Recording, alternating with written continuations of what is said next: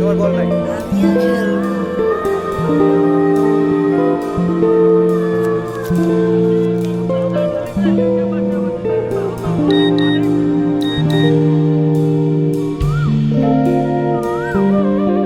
এমন সব ইচ্ছা পূরণের নায়ক হতে পারছেন এখন অনেকেই। অনলাইনের মাধ্যমে ঘরের পাশ থেকে বয়স্ক ভাতা সহ সকল ধরনের ভাতা তুলতে পারছেন। প্রয়োজনীয় টাকা তুলে বাকি টাকা জমাও রাখতে পারছেন অ্যাকাউন্টে।